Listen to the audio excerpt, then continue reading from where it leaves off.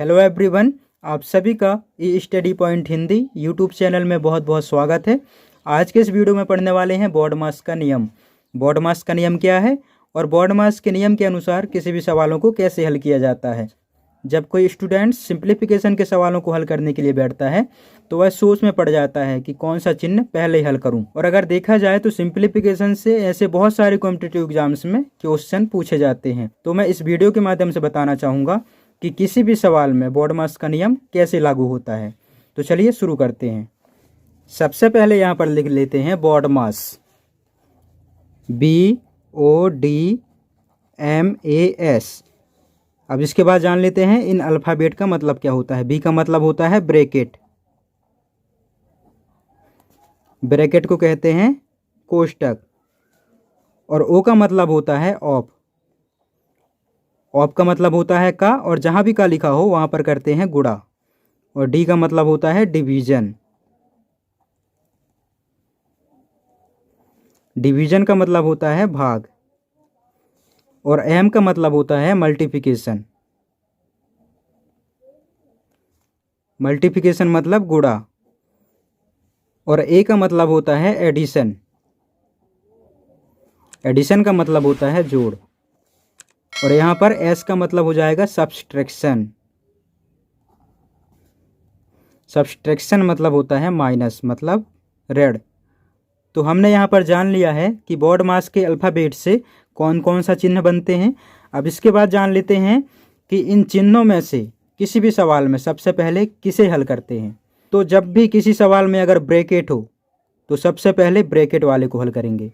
और इसके बाद अगर किसी सवाल में ऑफ हो या फिर का हो तो इसे हल करते हैं। और इसके बाद किसे हल करेंगे, भाग को। और इसके बाद हल करेंगे मल्टीप्लिकेशन को, मतलब गुणा को। और उसके बाद करेंगे जोड़, और लास्ट में करेंगे घटाव। अब हमने जान लिया है कि इन चिन्हों को सवालों में कैसे लागू करना है। तो चलिए इनसे संबंधित कुछ सवालों को हल करते हैं। मैंने यहाँ पर पहला सवाल लिया हुआ है 60 + 5 गुणा 12 भाग 60। इस सवाल में देखेंगे कौन कौन सा चिन्ह है, प्लस, गुणा और भाग। इसमें ना तो कोष्टक है और ना ही का है। तो इस सवाल में सबसे पहले किसे हल करेंगे, भाग वाले को। यहाँ पर 60 को जैसा का तैसा लिख देते हैं, प्लस 5 गुणा 12। यहाँ पर किसे हल करेंगे, भाग वाले को। और जब भाग वाले को हल करते हैं तो सबसे पहले गुणा में कन्वर्ट करते हैं। और जब किसी संख्या को गुणा में कन्वर्ट करते हैं तो नीचे की संख्या ऊपर चली जाती है और ऊपर की संख्या नीचे। तो यहाँ पर एक्चुअल में क्या है, 60/1। इसे हम उल्टेंगे तो यहाँ पर हो जाएगा 1/60। इसे हम डायरेक्ट यहाँ पर लिख देते हैं 60। अब इसके बाद किसे हल करेंगे, गुणा वाले को। तो यहाँ पर देखेंगे 12 × 12, 12 × 5 = 60। यहाँ पर 5 में से ये वाला 5 भी कैंसिल हो जाएगा। तो यहाँ पर क्या बचा, 60 प्लस, और यहाँ पर कितना बचा, 1। तो इस क्वेश्चन में देखेंगे हमें आंसर क्या मिल गया, 61। यह सवाल जो है SSC लेवल का है। अगर आपने बॉडमास का नियम अच्छे से समझ लिए होंगे तो आपके लिए यह सवाल बहुत आसान होगा। अब इसके बाद दूसरा क्वेश्चन समझते हैं। इसके बाद मैंने दूसरा सवाल लिया हुआ है। इस सवाल को देखेंगे, सवाल देखने पर बहुत सरल लग रहा होगा, लेकिन बहुत सारे स्टूडेंट्स इसमें मिस्टेक करते हैं। कैसे, यहाँ पर देखिए। सबसे पहले इस सवाल में किसे हल करेंगे, भाग को। यहाँ पर हो जाएगा 128/14 प्लस 14। अब इसे काटेंगे, 14 × 14, 14 दूनी 28। अब इसके बाद आपको डायरेक्ट 28 में 14 को नहीं काटना है। मैंने अभी गलती की बात की थी, अधिकतर विद्यार्थी यहीं पे गलती करते हैं। आपको क्या करना है, 2 में भाग करना है। 2 में 14 का भाग करेंगे तो नहीं जाएगा, इसलिए यहाँ पर 0 उतार लेंगे। अब इसके बाद यहाँ पर क्या हो गया, 28। अब यहाँ पर 28 को 14 से काट सकते हैं। तो यहाँ पर हो जाएगा 14 × 14, 14 दूनी 28।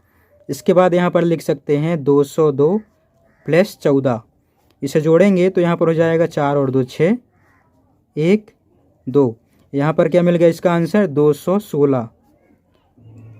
यही इस क्वेश्चन का आंसर हो जाएगा। अब इसके बाद दूसरा क्वेश्चन समझते हैं। आप इस क्वेश्चन में देखेंगे यहाँ पर कौन कौन सा चिन्ह है, भाग, इसमें का भी है, माइनस, प्लस प्लस, इसमें कोष्टक भी है, और यहाँ पर गुणा है।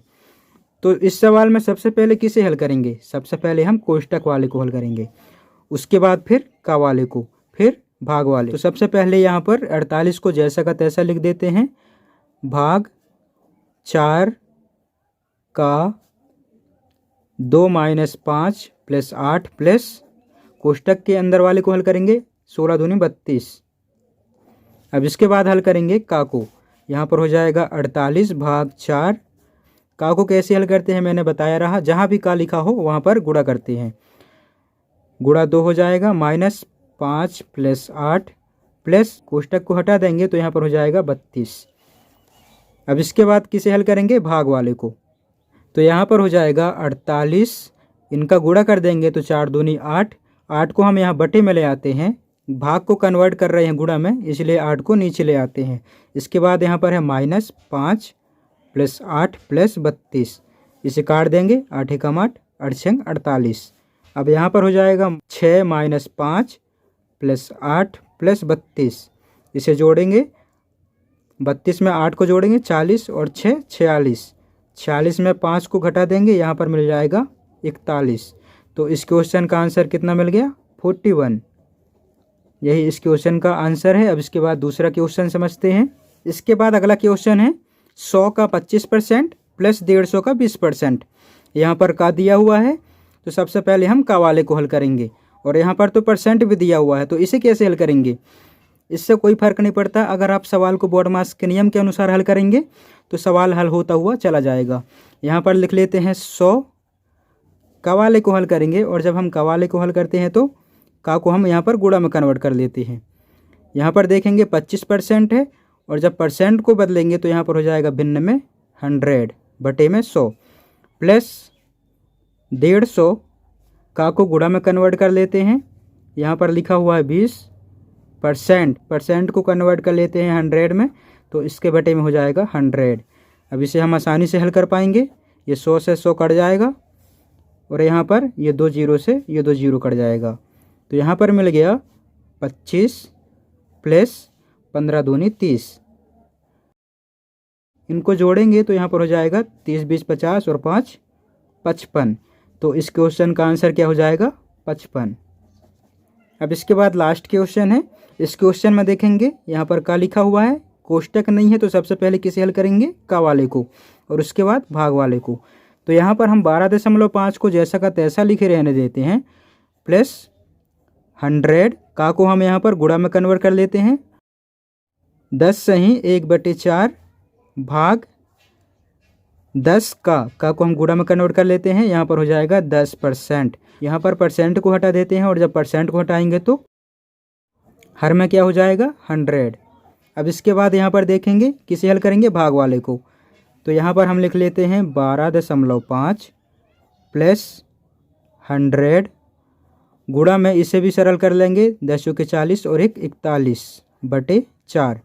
अब इसके बाद यहाँ पर देखेंगे यदि कोई कट रहा हो तो काट लेते हैं, यहाँ पर 2 जीरो से ये 2 जीरो कट जाएंगे, यहाँ पर कितना बचा, 1। तो यहाँ पर भाग में 1 बचा हुआ है, जब 1 का भाग इनमें देंगे तो कोई फर्क नहीं पड़ेगा। इसके बाद गुणा वाले को हल करेंगे, तो 4 को 100 में काटेंगे, 4 दूनी 8 बचा 2, 4 पंचे 20। यहाँ पर मिल जाएगा 12.5 प्लस 25 गुणा 41 करेंगे तो यहाँ पर हो जाएगा 1025। अब इन्हें जोड़ देंगे तो यहाँ पर हो जाएगा 0.5, 5 और 2 7, 2 और 1 3। तो इस क्वेश्चन का आंसर कितना मिल गया, 1037.5।